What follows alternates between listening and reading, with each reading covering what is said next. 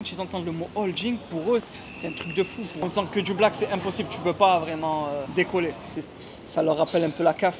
En fait, si tu veux, c'est bien d'ouvrir une holding avant de créer tes sociétés, mais si tu es sûr que tes sociétés elles vont générer du bénéfice, tu vois. Si tu es sûr que tes sociétés elles vont tourner, c'est bien de créer une holding avant. Parce qu'au moins, tu as déjà créé la holding. Quand tu vas créer les autres sociétés, la holding elle va directement être président, directement détenir les parts. Quand tu vas créer tes sociétés, directement la holding actionnaire. Tandis qu'après, par la suite, tes sociétés, il faudra qu'elles vendent tes parts à la holding. En fait, ça va être double travail. Il faut être sûr qu'elles vont générer du chiffre. Si tu n'es pas sûr, crée pas une holding, tu le fais après. Pour qu'elle soit effective. La holding? Oui. La holding, c'est comme une société normale. C'est son travail à la holding, c'est de détenir les parts des autres sociétés en fait. Pour pouvoir faire circuler l'argent. Pas payer l'IS à chaque fois, etc. Tu vois, la flat tax.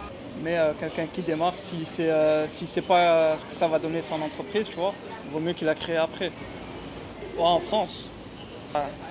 Après, tu vois, ça après les gros montages comme ça, là, comme ils font Bernard Arnault à Malte et tout ça, c'est vraiment quand il y a beaucoup d'argent, tu vois, et qu'il y a plein de filiales. T'es un petit comme ça et que tu as 3, 4, 5 sociétés, ça sert à rien de faire ça, quoi. Bien sûr, l'information vaut de l'or, hein. Ils font tout ça, les riches, tu vois. En fait, je complique les choses exprès, comme ça, au moins, tu vois, les pauvres, ils trichent. Et en trichant, on te met des amendes, on te met des contrôles fiscaux, et on vient te prendre tout ce que tu as. On te laisse sur place, tu vois. Alors que les riches vont payer des avocats, des fiscalistes, des putains de comptables et tout ça, et qui vont leur expliquer tout ça. Et même s'ils vont pas payer tout ça, ils vont s'informer, ils vont apprendre, tu vois. Parce que le pauvre, il n'aime pas se casser la tête, il aime tout ce qui est facile. C'est pour ça que tous les pauvres, la plupart, ils ouvrent des auto-entreprises, tu vois, des micro-entreprises. Parce que c'est facile, c'est simple, c'est sur ton chiffre d'affaires, ça leur rappelle un peu la CAF. Tu vois pas? Les déclarations trimestrielles de la CAF, c'est pareil pour la micro-entreprise. En fait, la micro-entreprise de base, ça a été créé pour le plombier qui travaille et le week-end, il faisait ses chantiers au black. Même ça donne.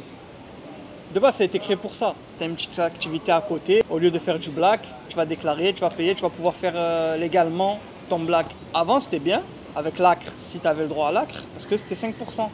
Là, ouais, ça valait le coup.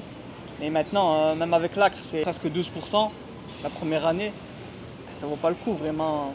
En fait, ça vaut le coup si tu fais que du black. Que tu n'as pas de preuves, déclarations, des choses comme ça. Là, c'est intéressant. Mais si tu dois tout déclarer, non, jamais de la vie. Ça dépend ce qu'on appelle décoller. Péter le million, aller loin, vraiment loin, non. Maintenant, si un mec il veut s'acheter un petit bien au bled, à Dubaï, ouais. Il y en a plein, en fait, ils se disent, je fais du black, je sécurise une partie quand même au début. Je m'achète un petit bien par-ci, un petit bien par-là. Une fois que j'ai sécurisé mon argent, je me suis acheté des biens à l'étranger. Là, voilà, je déclare tout et je développe plus en France. Mais en faisant que du black, c'est impossible. Tu peux pas vraiment décoller. Vraiment aller loin, je parle. Hein. C'est impossible. Parce que tu seras toujours bloqué, en fait. La banque, elle va te rendre fou, elle va te bloquer. Tu vas retirer, elle va te bloquer. Et c'était quoi ci, et c'est quoi ça. Et même ton train de vie, tu pourras jamais le changer si tu fais que du black. Parce que demain, tu vas acheter une putain de belle voiture, c'est bon, tu vas avoir un contrôle, c'est sûr et certain. Surtout en France. Ton concurrent, tu as un restaurant là, l'autre il a un resto, juste pour se faire chier, il va balancer, comment ça se fait, il a ça, comment ça se fait. Il y a trop de jalousie. Tôt ou tard, tu vas te prendre un contrôle et on va venir te lever tout ce que tu as, tu vois. Moi, perso, voilà, comme je t'ai dit, les gens qui font un peu de blague pour sécuriser au début, ouais, pourquoi pas, tu vois. Mais si tu veux vraiment tout péter, tu es obligé de passer par la holding, etc., faire ton montage financier. Parce que si tu fais pas ça, de toute façon, tu vas vouloir sortir ton argent et on va tout te prendre avec la flat tax. Et finalement, ton argent, tu vas faire quoi avec à part le bouffer? En tous les cas, tu es obligé de réinvestir. Donc le meilleur montage, c'est ça. C'est rien, c'est comme une société normale. Vous payez juste une autre comptabilité en fait. Mais l'autre comptabilité, la comptabilité de la holding, elle coûte moins cher que la comptabilité d'une société normale. Parce qu'il n'y a pas beaucoup d'entrées et sorties. Comptable pour lui, c'est plus facile hein, de faire la comptabilité d'une holding. C'est juste faire remonter les dividendes en fait.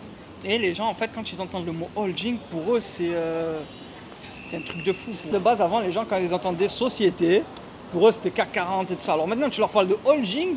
Ah, pour eux, ça y est, Bill Gates, Elon Musk, je sais pas quoi, tu vois. Alors que c'est juste un terme, en fait. Qui veut dire, en gros, que c'est une société qui va détenir d'autres sociétés, c'est tout. Hein. Et les gens, ils ont du mal avec ça. Je pense que c'est un truc de ouf. C'est pour ça que quand j'ai l'information, on vaut de l'or, tu vois.